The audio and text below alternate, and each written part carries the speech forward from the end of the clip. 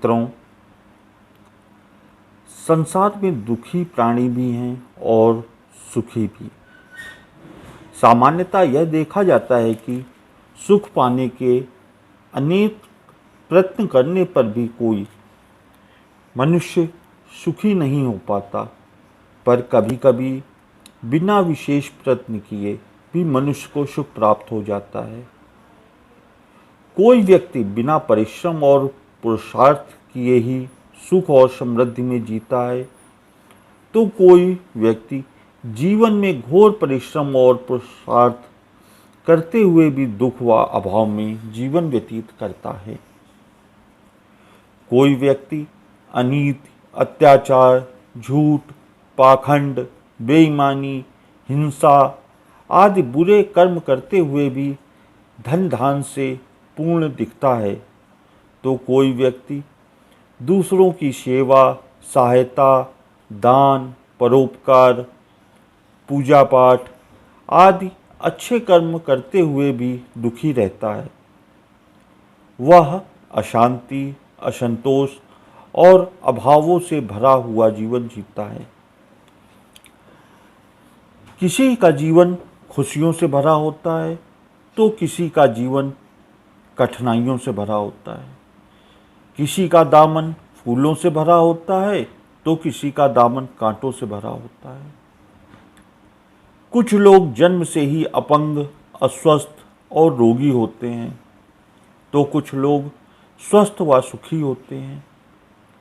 कुछ लोग जन्म से ही सोने के पालने में किलकारियां मारते हैं, तो कुछ लोग जन्म से ही सिसकियां व आहें भरते पाए जाते हैं। संसार में भला इतनी विषमताएं क्यों और कैसे हैं? ऐसा होता ही क्यों है? ये प्रश्न सहज हमारे मन में, मस्तिष्क में उभर कर आता है। जन सामान्य को इसमें कोई तर्क या औचित्य दिखाई नहीं पड़ता, जबकि सत्य यह है कि आम के बीज बोने पर आम के ही वृक्ष होते हैं और आम के ही फल प्राप्त होते हैं। उसी प्रकार बबूल के बीज बोने पर बबूल ही पैदा होता है, कांटे ही पैदा होते हैं। यदि यह सिद्धांत सही है, तो फिर अच्छा कर्म करने वाले मनुष्य को दुख क्यों मिलता है और बुरे कर्म करते रहने वाले को सुखी और समृद्ध क्यों होते हैं? ये परस्पर विरोधी बातें क्यों और कैसे संभव हो पाती हैं?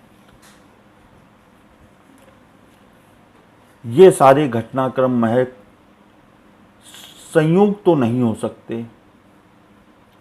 महर्षि दयानंद के अनुसार इस संपूर्ण ब्रह्मांड में मात्र संयोगवश कोई घटना नहीं घटती, बल्कि हर घटना के पीछे कोई ठोस कारण अवश्य होता है। मनुष्य को सुख और दुख मिलना भी महज कोई संयोग नहीं हो सकता।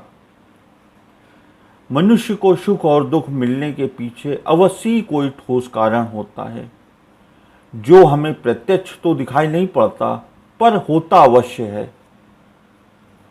हर क्रिया की प्रतिक्रिया होती है, कर्म स्थूल रूप में किए गए हों या सूक्ष्म रूप में, उनकी प्रतिक्रिया भी होती अवश्य है।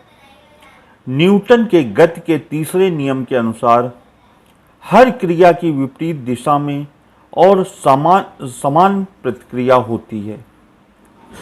उदाहरण के लिए हम देख लें, किसी गेंद को दीवार पर फेंकने पर वह टकराकर पुनः विपरीत दिशा में लौट आती है। कर्मफल सिद्धांत के अनुसार भी हमारे द्वारा किए गए हर कर्म की प्रतिक्रिया होती है। इसमें कोई संदेह नहीं है कि बुरे कर्म का परिणाम हर हाल में बुरा ही होता है और अच्छे कर्म का परिणाम हर हाल में ही अच्छा होता है। यह सिद्धांत अक्षरशः सत्य है, पर देखने को मिलता है कि वर्तमान में ईमानदारी, सच्चाई, दान, परोपकार इत्यादि पुण्य कर्म करते हुए भी कुछ लोग दुख, संकट और अभाव में जीते रहते हैं। इसका कारण उनके द्वारा वर्तमान में किए जा रहे उनके अच्छे, शुभ व पुण्य कर्म नहीं हैं, बल्कि अतीत या पूर्व जन्म में उनके द्वारा किए गए कर्म हैं, जो प्रारब्ध बनकर उनके वर्तमान जीवन में अब प्रकट हो रहे हैं। और वर्तमान में उनके द्वारा किए जा रहे जो पुण्य कर्म हैं, शुभ कर्म हैं, अच्छे कर्म हैं, उनके भी मधुर फल उनके भविष्य में या अगले जन्म में उन्हें अवश्य प्राप्त होंगे। अतः मनुष्य के जीवन में सुख का कारण सिर्फ और सिर्फ शुभ कर्म, पुण्य कर्म और अच्छे कर्म ही होते हैं, और दुख का कारण सिर्फ सिर्फ बुरे कर्म होते हैं।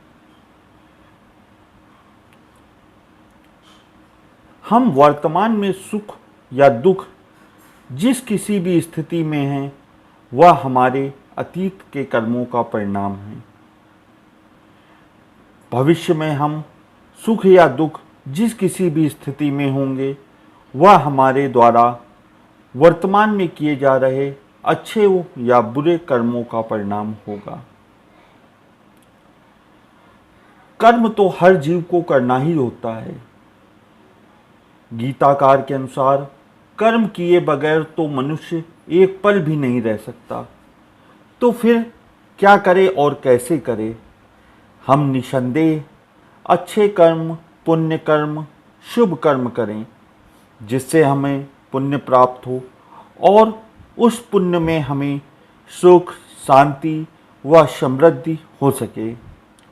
हम बुरे कर्म करने से बचें, जिससे कि बुरे कर्मों से जनित पाप से भी हमें जीवन में दुख प्राप्त न हो।